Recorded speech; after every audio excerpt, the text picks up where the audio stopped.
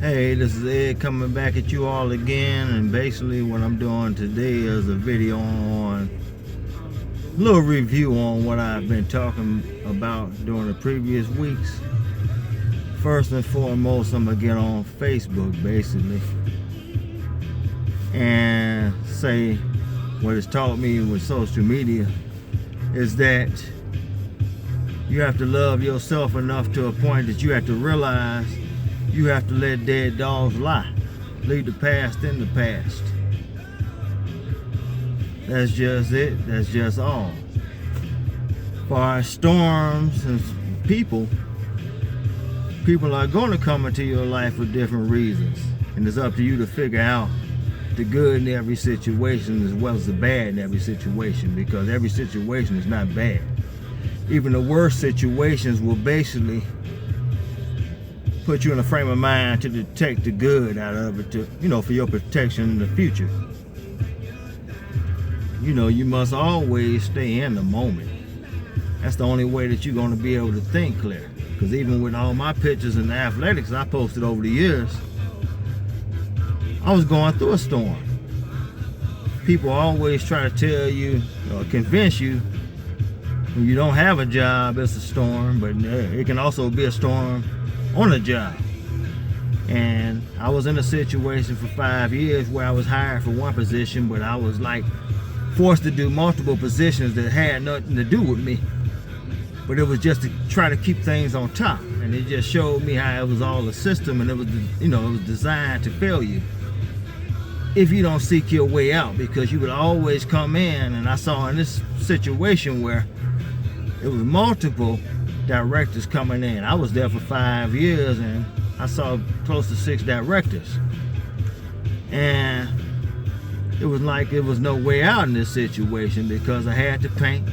If I started painting, they called me out to do a plumbing situation, sewage, assist with that, or they needed something passed out through the developments. It was this, it was that, it was everything else, or I had to go way out across town to help folks that didn't help me in this situation.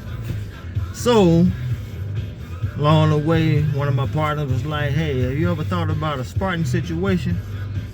A Spartan competition basically. I said, okay, I'll give it a try. So I did that. It was just fitness full of obstacle courses of what you can do in every situation that you're in. Well, that's what started me on my way. In spite of how happy I looked in these videos, I was, not videos, but pictures, I was still battling with some issues myself behind these pictures, and them pictures and competitions helped me get through my storm. And you have to realize storms sometimes can be avoided, and then sometimes you can bring storms on yourself. And with me saying that is, I don't care what the storm is, you got to figure out what your passion and your purpose is to push through that storm. Because you got two choices. Either you're going to run through that storm, shoot through it like a freight train, or you're going to bag into the corner and let it destroy you. Either it's going to build you or it's going to demolish you. Just that simple. It's up to you what you're going to do. But getting back to what I was talking about, I went to that Spartan competition out of 1,100 contenders. I came out at 181, which was good. Then from there, I started doing other competitions along the way, and it pushed me to go even further. I went to a running competition. It was a 5K, but I went on ahead and I signed up for the 5K, the 10K, and the 1 miler. I went through all of them. Mind you, it was 14 degrees outside.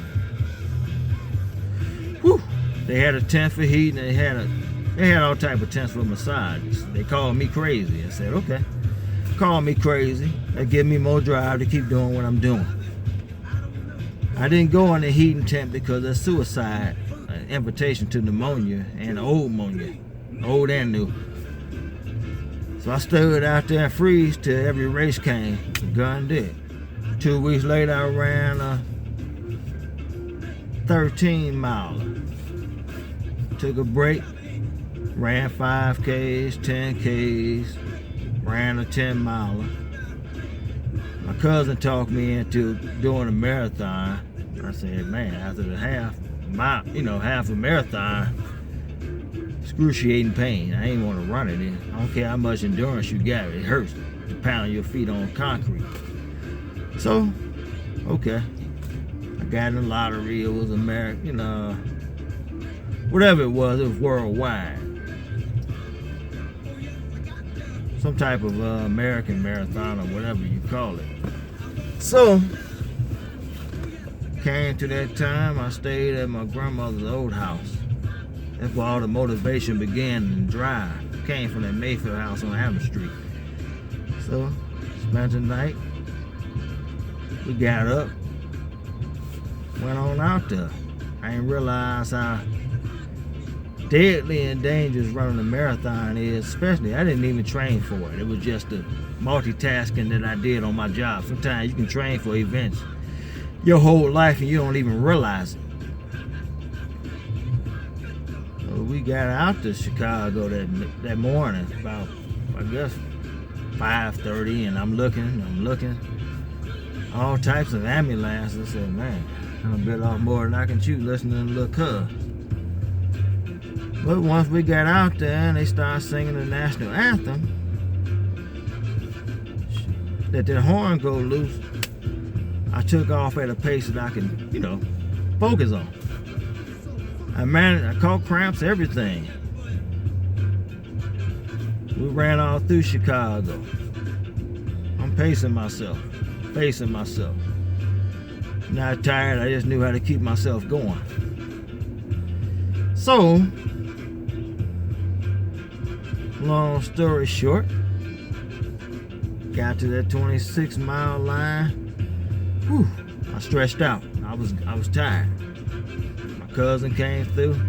He looked at me and I looked at him. He said, "Cuz, slap me if I ever convince you to run it, do this again." I said, slap me for letting me talk, for letting you talk me into doing this. Because I knew that was deadly. Because several people had heart attacks out there that day. But me and him pushed through that. But fast forwarding, we got on the train. He said, "Big Cuz, what you gonna do next?" I said, I'm gonna go ahead and fight in the AKA Grand Nationals. I said, I wanna go for first, but I'm gonna sit back. These are the best from all over the nation. I settled for 4th place. So that time came, going through this storm. That morning I went out there to Chicago. I had no clue where I was going. Once again, let's go back to faith now. When you want to get something done, you're going to find your way to get it done and accomplish. And so, anyway, I asked the guy on the South Shore, how do you get to, blah, blah, skippy, woo, woo. He said, this is where it's at, blah, blah, blah. Now you go out there in your division and you smoke them boys. Whew. Out of all the karate tournaments I fought, that was one for me. Them little jokers was quick, fast, real agile. It was like the Harlem Globetrotters of martial arts. I fought hard, but I walked out with a Warrior Cup 1st place. So from then, I went through other obstacles on this job, getting put in different situations until something came up and it was a multitask. And a manager we had no experience with the agency. She just going off of what they telling her to do. I said, nah, it don't work that way. Because the minute I get set doing this, they gonna call me 3 or 4 times out the unit before I can reset to do 4 other things, and you're never gonna get to the top of the situation that's designed to fail you. So we argued for about 2 hours, me, her, and the assistant manager. So she went to a meeting that particular morning, and she said, I'm not gonna bother you no more. You handle all your tasks notoriously. I don't know how I got through it, but it was just by the grace of God. Either it was gonna make you or break you. I guess it made me. So she eventually left because she found out what I already knew in a short period of time. I already was 3 years ahead of what you about to find out in less than 30 to 90 days. So she left. I got into it with the executive director. Something happened with React that particular year. Mind you, I'm in other developments, helping everybody else out, but I can't get no help to help us get through. I'm basically the National Guard all over the city. And she finally came up to this office that day.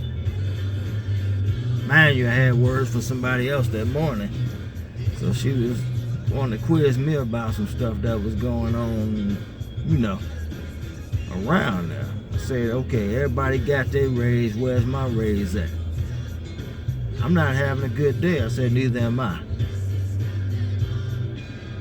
So the next day, they called me downtown or whatever. Well, the reason was particularly going back to previous that day with discussion me and her had verbally. And so she was like, you know, I saw her down there. She was about way across the other side of the building from me. But you sent me to HR, and I told him exactly how I felt about the situation. He felt it was inappropriate, but he also noticed that it was out of my character. Like I said, I didn't get profane with her, I handled it professionally. I've been here, once again, I've been here going into 5 years now, and you only been here 90 days. But I already know you about to learn. You about to learn what I already know about this situation. So he said, well, you might get rolled up. It's okay, I'm not gonna sign it. But either way it went, the write-up never came about. So about the last ride, 10-mile race came up. I humbled myself. Prior to that race, I ran them last 10 miles, and guess what? The storm was over with. I came to work that following Monday, and I was out doing my thing on the job.